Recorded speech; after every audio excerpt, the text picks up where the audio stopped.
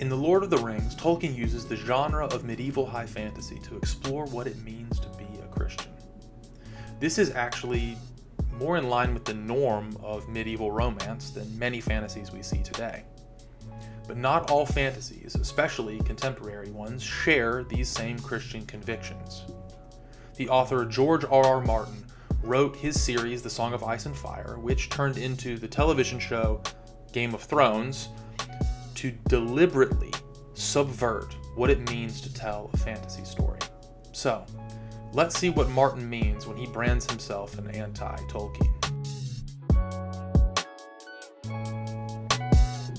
Alright, now that we have covered what it means to have a Christian imagination in the context of writing a story, specifically with Tolkien, and I don't want to lose track of that theme, but it's time to turn a little bit as we juxtapose Tolkien's work with the work of George R.R. Martin, particularly in Game of Thrones. Martin is sometimes called, even by himself, at least implicitly, an anti-Tolkien. And I think he really embodies an anti-Christian imagination in the meat and potatoes of his story. I think that it's not necessarily the realism, as he himself calls it and others call it too, but the way the story unfolds, I think, demonstrates something that is deeply, deeply troubling and deeply anti-Christian. That's not to say that I don't appreciate the story, because I think it does good, clever, and even sometimes necessary things, but that doesn't make it a story that I agree with. And so I want us to spend some time diving in a little bit to this. I'm going to open with a quote from, again, in preparation for this, I read some things on Lord of the Rings. I read some things on Game of Thrones. Of course, I engaged the material relatively deeply, the source material itself. And I found a couple of quotes, one essay in a collection of essays. The collection is called The Ultimate Game of Thrones and Philosophy. I found one particular essay in it where the author really, I think, implicitly has Lord of the Rings in his sights. And so I'm going to read throughout this episode a couple of quotes by this author, and we'll see how that kind of helps us frame things as we compare Tolkien and Martin. So, this author says, from the time of Plato's Republic, one important test concerning the moral value of a particular story has been found in the narrative itself. Does this particular story serve to promote or obscure the truth about reality? So, that's a big question. Does a narrative serve to help us understand, uncover, embody, live into the truth of reality? That's the test that this author is implicitly using to judge the value, or explicitly using to judge the value of Game of Thrones. And I think implicitly, I think he has in mind, and even if he doesn't, it would make sense that the sights are kind of aimed at Lord of the Rings. A little bit further down, continuing, thus, narratives can bring people closer to or further from reality. By this important philosophical measure, Game of Thrones tells a refreshingly honest story on many topics.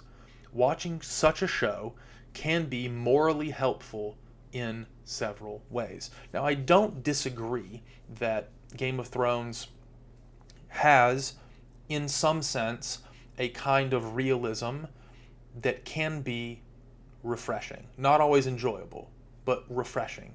At least in the sense that it's not whitewashing things, and it's not censoring things. Maybe sometimes it should. I say definitely sometimes it should.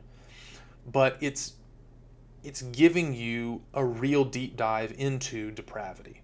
And I think that can be helpful in our literature. And I don't think enough literature does that kind of deep dive. Though again, I don't know that all of the ways Game of Thrones does that are morally good or productive, or should be engaged regularly. So again, or maybe not again, as you engage potentially in, or have engaged in Game of Thrones, I would recommend some moral caution. But I do think that, again, engaging in facing the reality of genuine darkness, I think is important. I think it needs to be handled with care. And so I don't fully disagree with this author. But I do think that the way this author sets this up as though Game of Thrones is somehow and all of the sudden a story that is unlike others in its ability to depict reality, I think that is false, especially if we have Lord of the Rings in mind as the counterbalance, which again isn't explicitly said, but I think is kind of implied. So, I know I've talked a lot already about Game of Thrones, Lord of the Rings, but I have a few other things I'd like to add when it comes to Tolkien. And this is kind of set up for a juxtaposition against Martin a little bit more explicitly. So, Tolkien straight up says that he wrote The Lord of the Rings for the encouragement of good morals. This is in one of his letters. You can buy a collection of those. It's in print. The purpose of the story was to imbibe a world, characters, and their story with a moral structure that we could live into ourselves. So through this moral structuring of the story, his goal is to steer his readers towards good morals, good choices, good philosophical perspectives, and away from evil and destructive ones. And so he does have that as his stated purpose in at least reflecting back on his art, his product, the thing that he came away with. If that wasn't his purpose in making it, it became his purpose after making it. Now, so that's one of the things. Tolkien's goal is to help encourage us as his readers to be moral. And I think that is important to realize. I think Martin's goal is a little different. One, I think it's to make a bunch of money so that he can live comfortably until he dies and not write another book. But that's a whole other thing. I think he's deliberately trying to subvert, and we'll get into that in a little bit. But to just juxtapose purposes, I think is an interesting exercise, an important exercise. The other thing, this comes from a book about Tolkien's philosophy, a compilation, again, of essays. So for Tolkien, weakness and abnegation are the solution to the plight of the modern world. So abnegation is really, really big for Tolkien. Weakness, too. Again, Christian principle, right? I am weak, God is strong, God's strength in me. This is very in line with Paul's epistles. He's living in a Christian framework. In a world that seeks the power to control the order of creation, Tolkien insists that steering into that order, as opposed to fighting against it, is actually the way towards freedom. So it's not about aiming at overcoming by force all of the obstacles in my way so that I can become free. It's about living into the way things have been ordered so that I can be relieved, and in a sense you don't bump up into as many obstacles. You still have challenges, that's not what he's saying at all, but when you live in step with creation, it satisfies you in a way. So this is actually where a quote from Tolkien begins, and then I jump into a bit from this essay. The greatest examples of action, of the actions of the spirit and of reason, are in abnegation. So again, abnegation, super big for Tolkien. The author of this article says, abnegation, the subordination of one's own will for the sake of others, that According to the portrait Tolkien presents, is what characterizes a life lived well. And given its obvious beauty, such a portrait needs no argument to defend it. So Tolkien's arguing that abnegation is a life lived well, releasing the self in service to others and living in step with the way that God has ordered reality. Those are the two valences of abnegation, and those are the way that we truly become free and full people.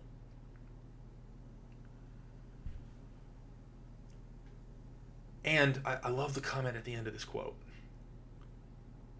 The portrait that Tolkien is painting,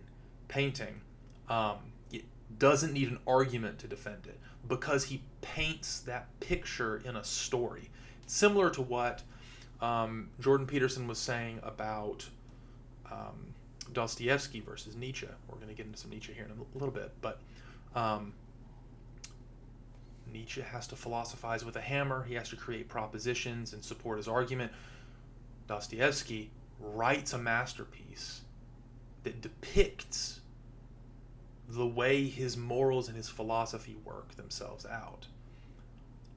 And the beauty, not just the reason behind the story, capture us in a way. That's one of the reasons why I think I'm obsessed with Lord of the Rings, because of the beauty of the story in the way that it works out, and the fact that it works that way. It does something to us. So Tolkien's beautiful narrative entices us into this perspective. It demonstrates that abnegation and weakness, when lived into properly and aimed at the love of others, these things deliver us from evil, and that the normal modern perspective that we are to control and overpower and domineer and use our knowledge in order to manipulate is actually opposed to the good. And so Tolkien seeks to show us through his literary masterpiece that we can find true freedom and beauty, life and love, when we relinquish control and give our strength over to something that is higher than us and that is genuinely good. So, a list of things that Tolkien's trying to do. Tolkien very explicitly wants to demonstrate to us that morality and life consequences are intrinsically connected. So there is a way in which, and it doesn't always inevitably work out this way. Some people do suffer unjustly. One of the things Tolkien's trying to say is the way you morally conduct yourself actually does make a difference. And that difference is not small or marginal. The righteous will suffer, okay? But that suffering can be redemptive and not just destructive. And so living rightly doesn't mean you're free from pain, free from suffering. The suffering is going to be inevitable, but your orientation towards that and your moral participation in the world make a difference, and a genuine one at that.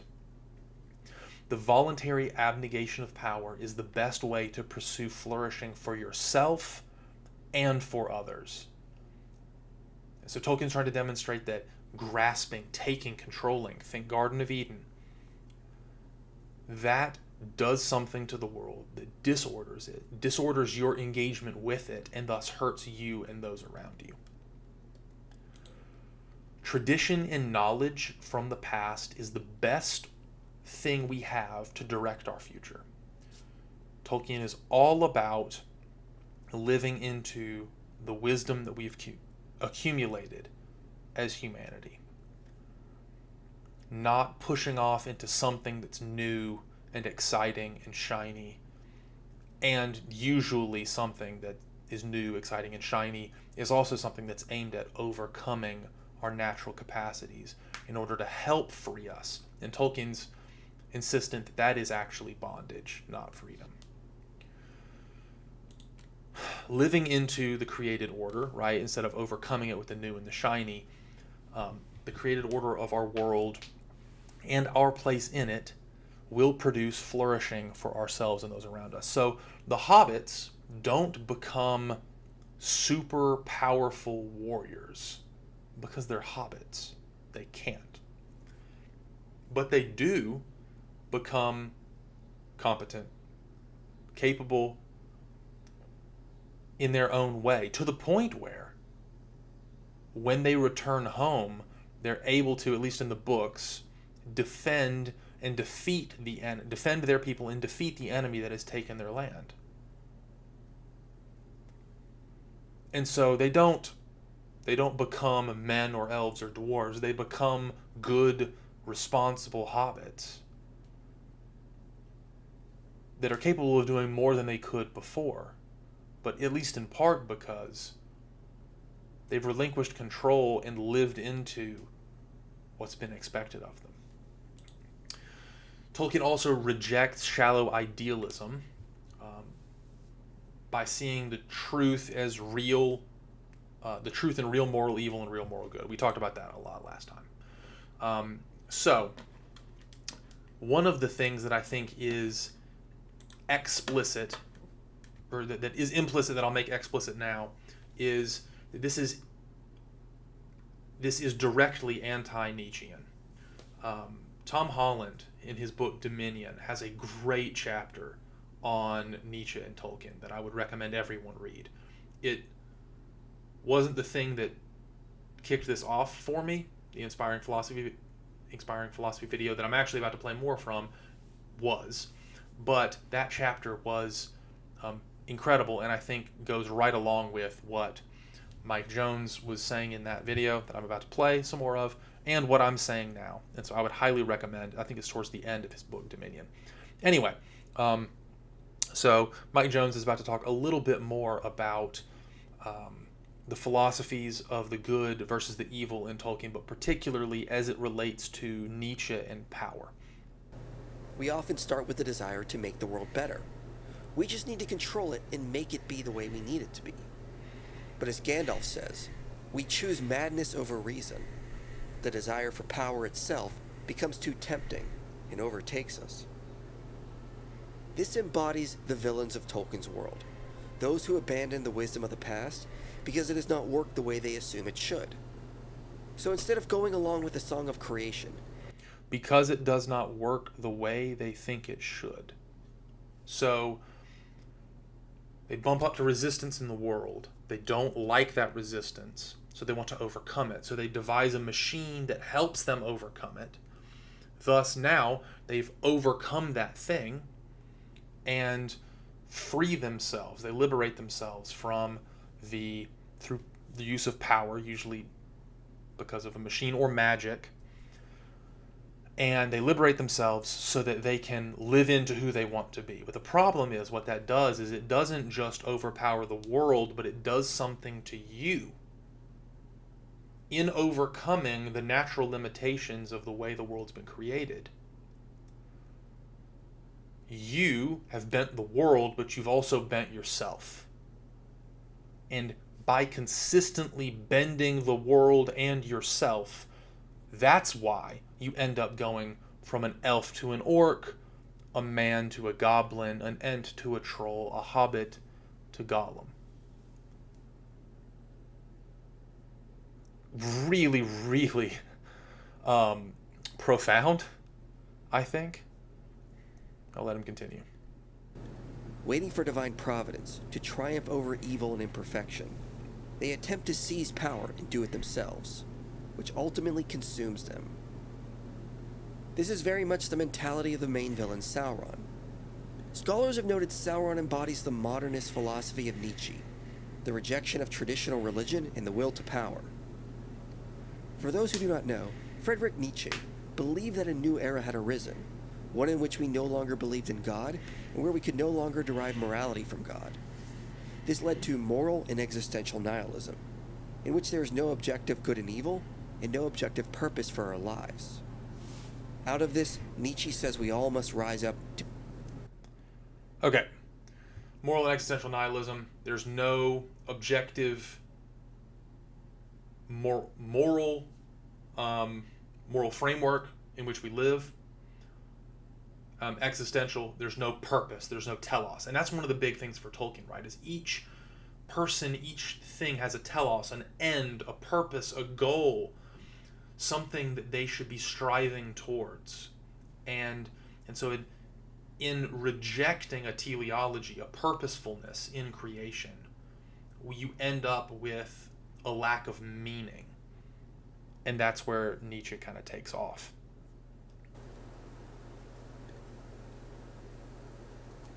Moral and existential nihilism, in which there is no objective good and evil, and no objective purpose for our lives.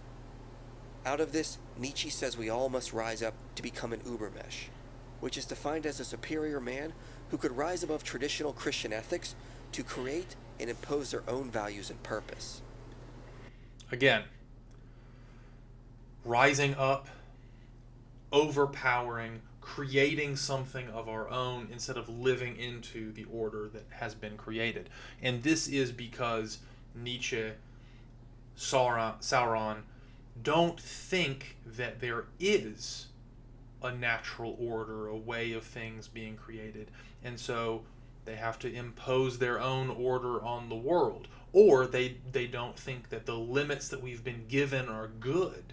And so they want to overcome those limits to then produce something in their own image. According to Nietzsche, we can no longer pretend to rely on God. We must become gods in his place.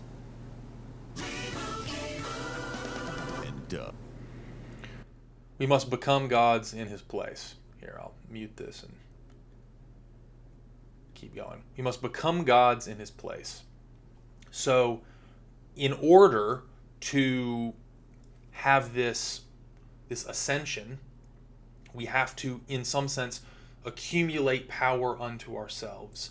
And that accumulation, like I was talking about earlier, then, in Tolkien's imagination, causes a distortion. It warps us in a certain way, which is why we end up producing evils, because it ripples down into further consequences. You distort the world in one way, then in order to stay on top, you have to continue distorting the world in more ways, and it just dominoes from there.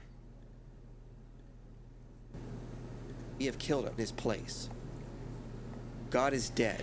God remains dead, and we have killed him. How shall we comfort ourselves, the murderers of all murderers? Is not the greatness of this deed too great for us? Must we ourselves not become gods, simply to appear worthy of it? For Nietzsche, this was liberating and a glorious realization. Now, each man could derive their own laws, desires, and joys. Each individual could make his or her own purpose in their own roles. But for Tolkien, this was a nightmare. Tolkien said the conflict of the Lord of the Rings is about God and his sole right to divine honor. Sauron desired to be a god king and was held to be one by his servants. Although Tolkien is not directly responding to Nietzsche, he has indirectly crafted Sauron as an Übermensch figure, an entity that rejects his place in the song of creation and attempts to rise up and turn himself into a god king. Sauron forges his own purpose, one in which power is central, and all around him must bend to his will and plan. He is described as one who wants to dominate all life, bend it to his design and purpose. Nietzsche said goodness was everything that heightened the feeling of power, and badness was everything born of weakness. But for Nietzsche, this didn't necessarily mean you would become something like Sauron or a cruel dictator. Instead, for Nietzsche, self-realization and expression in the arts was a better path towards power. So, real quick, so for a lot of things going on there. Again, I've been talking about ascension, take power, use it, wield it, create the world in your image, all things that he's just talking about. Goodness and badness being redefined. Goodness, for Nietzsche, is everything that heightens feelings of power, the expressions of power. Badness is everything that is born of weakness. And so there's this real sense in which we see moral reconstruction going on. And I think this will push us a little bit into this obsession with the realistic, the gritty that we get when it comes to a turn towards something like Game of Thrones. One of the things that Mike Jones is about to talk about, beauty being the antidote. And I think this is an under-realized aspect of Nietzsche's philosophy. One of the reasons why I think beauty is now on the rise, an obsession with some kind of beauty, particularly with the traditional. That I don't think Nietzsche would have seen coming. But beauty, if goodness, truth, and beauty are all the same, the transcendentals is called within the Christian tradition, and they all reflect God, then we as Christians can use beauty to demonstrate truth and goodness. And so I think that's one of the reasons why Luke and I spent a lot of time thinking about art, particularly narrative, and its beauty, is because it has a particular way of speaking to us. And I think that's one of the reasons why this juxtaposition of Game of Thrones and Lord of the Rings is so important and so helpful, is because it demonstrates to us two things that have captured culture's attention really well. And I think it's partially because of what Nietzsche describes here and what Mike is going to help us think through. Being kind and helping others was a better way to gain power, because others would be indebted to you, and you would have more power in that you had more people willing to help and aid you. But Tolkien saw this philosophy as one that would slowly corrupt. One may start out as good, but slowly the will to power and dominating others would turn you into a Dark Lord. Sauron embodies this, an angelic-like being who started off as someone who desired to order the world for the better, but is later consumed by his lust for power. That's an under-realized aspect of Sauron's origin.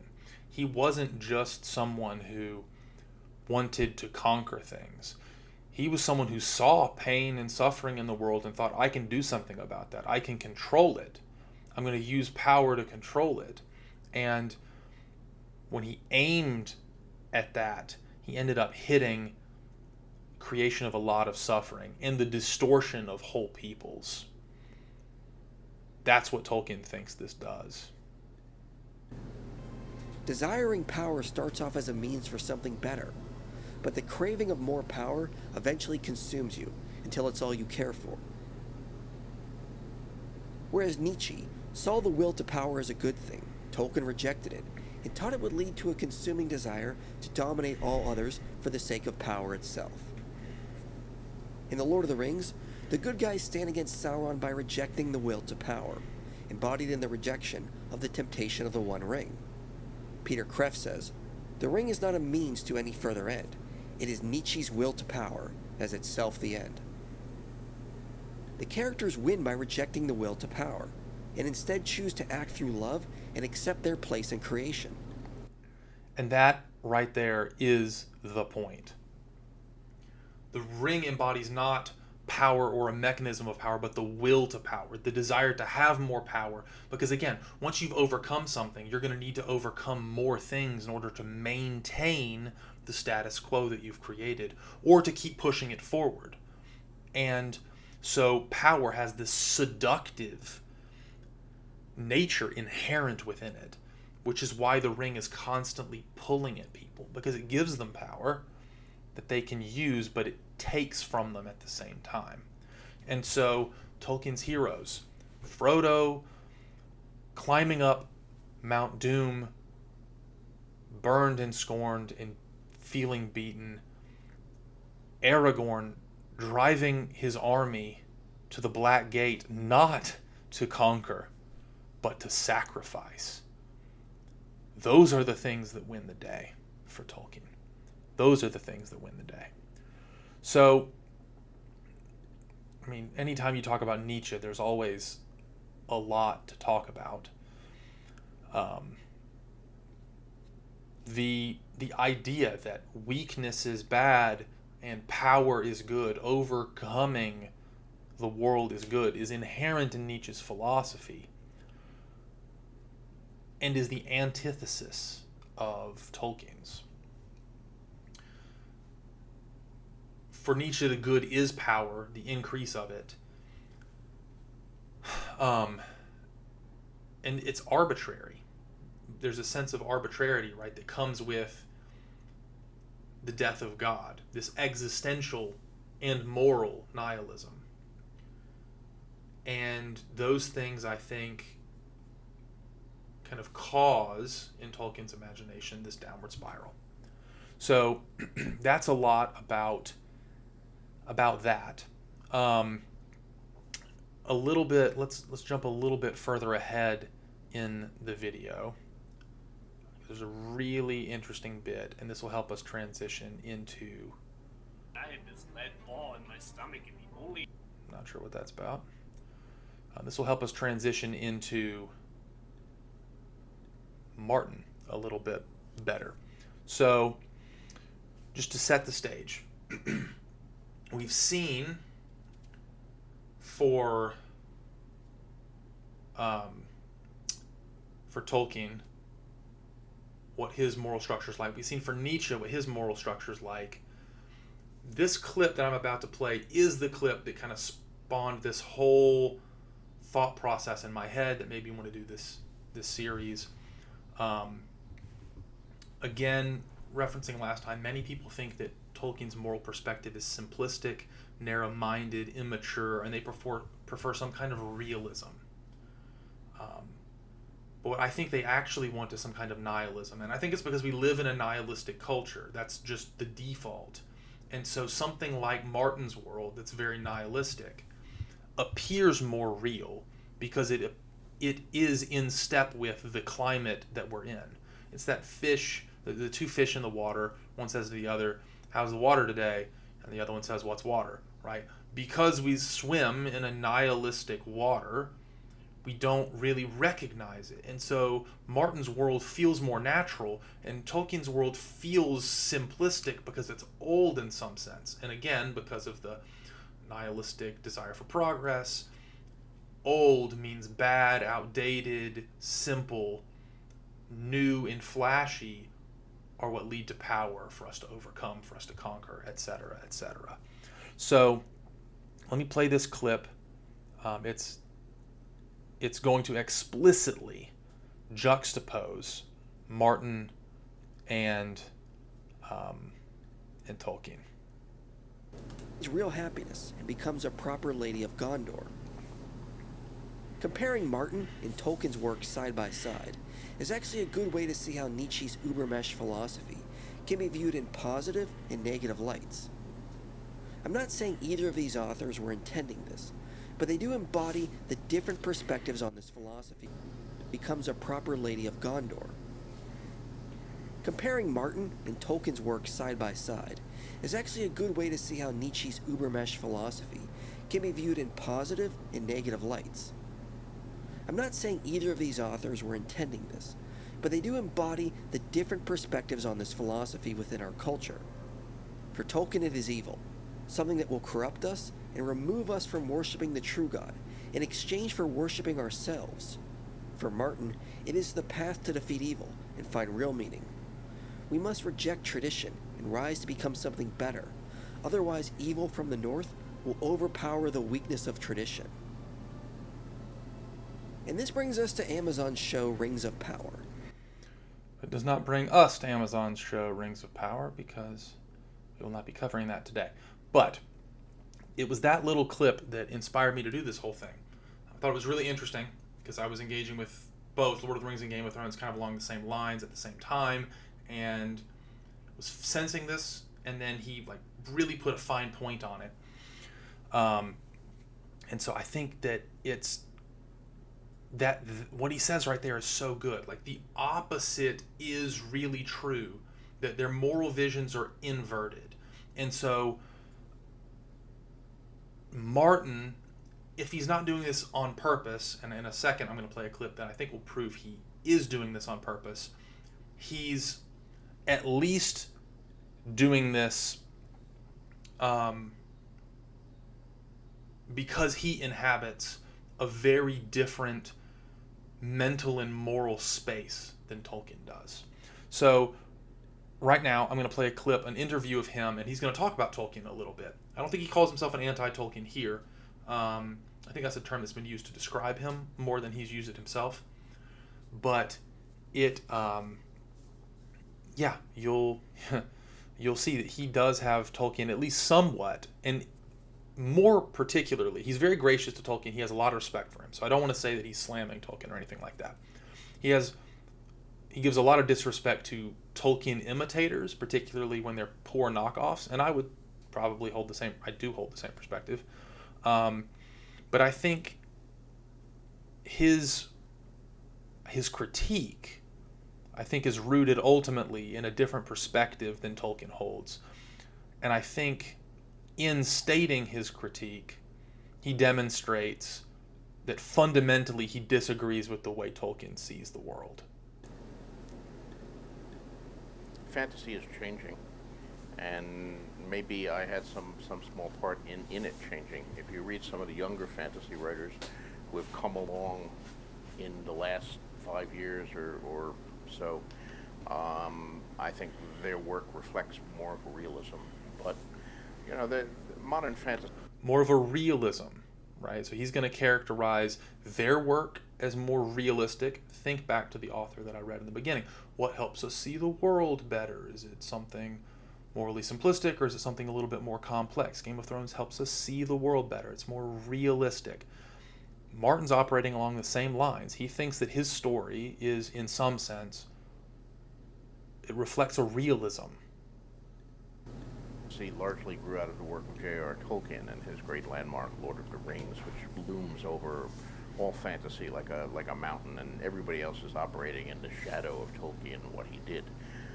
And my admiration for Tolkien and his work is second to none. I think Lord of the Rings is one of the great novels of the 20th century, perhaps the greatest novel of the 20th century, as it was voted recently by the readers of the Guardian, I think, in England.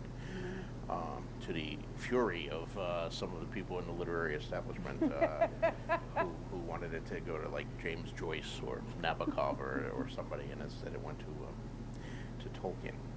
But that being said, following Lord of the Rings, fantasy was largely taken over by Tolkien imitators who were delivering Tolkien-like books, but who didn't seem to capture any of the power of Tolkien and just were borrowing some of his tropes. And some of the things that Tolkien did, which I think worked for him, in the hands of these lesser writers, developed into pretty bad cliches. And, the whole thing of the Dark Lord is stirring, and his ugly minions are coming out, and they're horrible minions because they're ugly, and they wear black, and bad. They have a lot of bad. spikes and stuff on their armor, and I said it last episode, and he's saying it here. I mean, this is the characterization of why Tolkien's simplistic. Insert argument from there here, right? And he's also, he's explicitly stating this about Tolkien imitators who do it poorly. And he has said that he has a lot of respect for Tolkien. But I don't think that he also doesn't have a critique, an unease with Tolkien's simplicity. And so, despite the fact that he's definitely more gracious than some, I think his work speaks for itself in the sense that it does represent the opposite, as we'll get into. And the good guys go forth, and they're all like elves and stuff like that, and they're really pretty, and they wear white, and the world is not that simple. Good guys and bad guys is fun when you're 7, but you should look around and see what the world is like and grow more than that. And I wanted to kind of reflect to weld fantasy with the historical fiction, and which is more gritty and realistic, and to capture some of what I see as the real moral ambiguity of these issues, because real human beings are not. You can't tell the bad people because they're ugly, or the good people because they're pretty. And, I deliberately turn some of these conventions on the head. I mean, the Night's Watch, they're a bunch of scum, but they're heroic scum. And they're protected. And yet they were black, so I was doing that. I took ravens, which of course in Tolkien and the imitators are these birds of ill omen and horrible things, and I made them basically a good thing, a means of flying from castle to castle and delivering messages and so forth. So Often very I bad was messages. deliberately playing with, and you know, the guys in white, the Night's Watch, or nothing, the Kingsguard, Kingsguard. all wear white, but it's an institution that was once heroic but is now hopelessly corrupt, full of political appointees and you know, people who are venal or brutal or. So, I mean, you see it right there from the horse's mouth. He is deliberately playing with, I mean, by even his use of color in alignment with certain factions, the good guys and the bad guys, but the good guys are kind of scum. They're the criminals. They're the rejects. They also don't behave very morally often, and the bad guys are even worse. And so for Martin, he's deliberately taking all of these tropes, turning them on their head. And it's not just a Tolkien trope. It's the Raven thing goes back to Norse mythology, which he also uses substantially in his series, but that's a whole other thing. Martin is very explicitly trying to demonstrate a lot of the opposite things that Tolkien is. So there's a total disconnect between morality and consequences, and that being righteous does not produce happiness or blessing at all. In fact, always / often, maybe not always, the righteous suffer because of their righteousness needlessly, and their suffering is often causes harm to others too. So their righteousness is a bad thing. Power is supreme, and the will to power wins.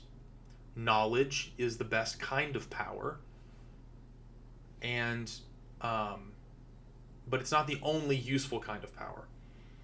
The will to use power is the only thing that will produce success.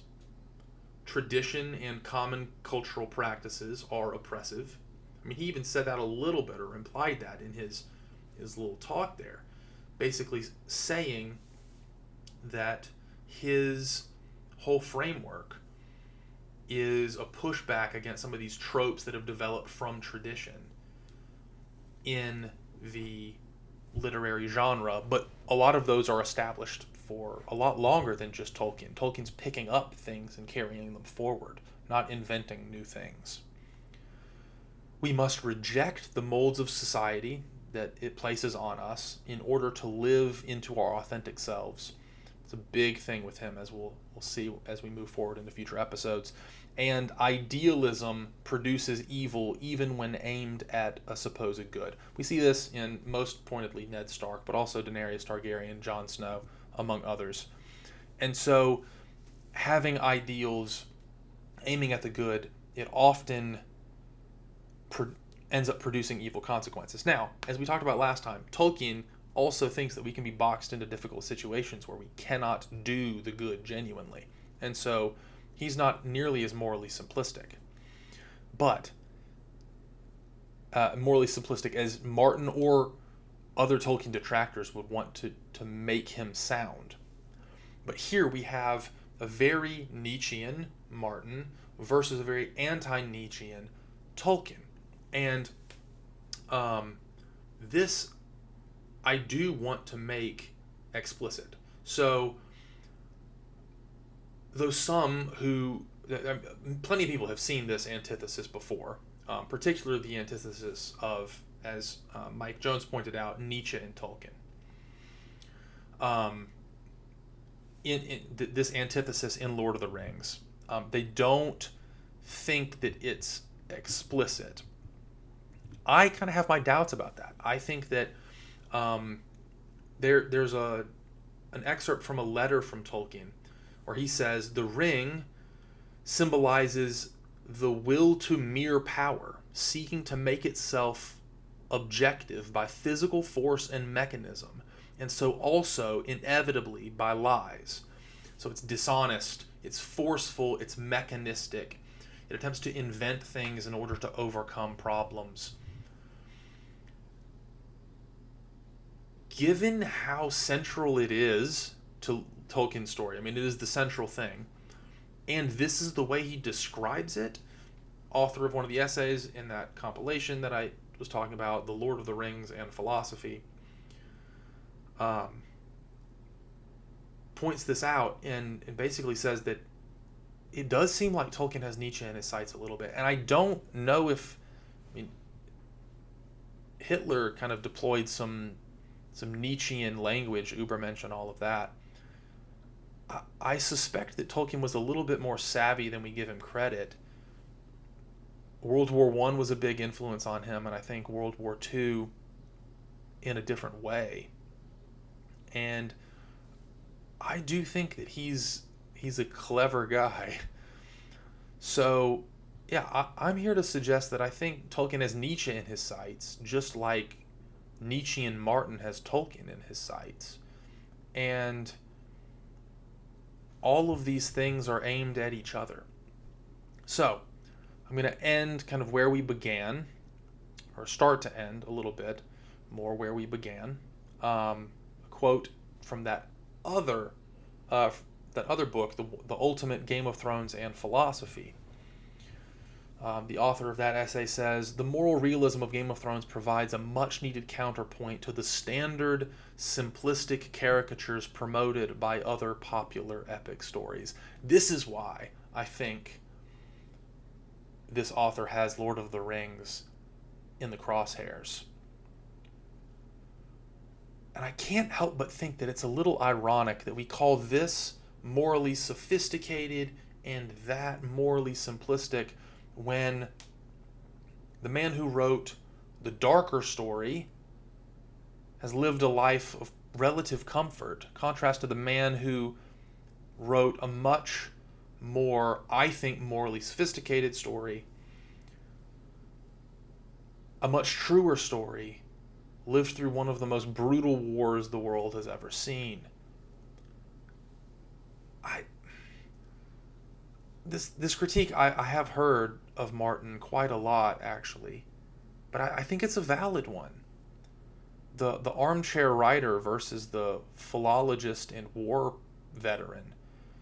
I think that does matter in the way that it shaped both of them to view the world. And I also find it ironic that the one full of hope is the one who suffered one of the worst wars in human history, and the one full of depression and despair in his stories, at least, the one who didn't. Martin's world, I don't want to just be hard on it, because I do think that it gets some things right, or at least it doesn't depict things totally askew. He does accurately depict and give us a real representation of the difficulties of life. Sometimes bad things happen just because, and not because of any rhyme or reason. They happen. But he I think, fails to see how they can be redemptive and how they can be turned towards redemptive ends in a way that Tolkien does. He's also right that virtue does not always produce happiness or blessing. And I think that is something that needs to be delved into in literature. But The Lord of the Rings doesn't make that argument, I don't think. In fact, almost every single character has a moral failure and suffers greatly. And those two things are not always linked. Another thing, and this is the one that makes me the most angry,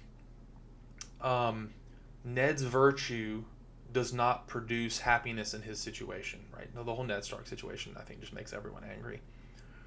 But Cersei's vice doesn't also produce flourishing for her either. She drives all of her children to death in some form or fashion, and ultimately to her own death. All because she does what Sauron tries to do, consistently hold on to power. And so in a way, I think Martin gets at something similar, but I think at the end of the day, he doesn't land the plane in the same spot. And I think that's a real problem. Just because I think it's untrue. So, I'll end, finally, this has been a long one, with with another quote from this author writing about Game of Thrones.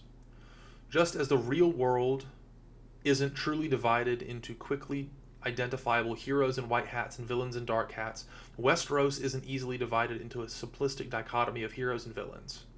In reality, most people are similar to morally imperfect gray characters. The point I made last time, the point I'll end on here. Neither is the Lord of the Rings. Moral exclusivity doesn't mean moral simplicity. In fact, I think believing in the gray is much easier and honestly much more simple than believing in the substantive right and wrong. If nothing else, it's something that holds us to account. And I think we need more of that.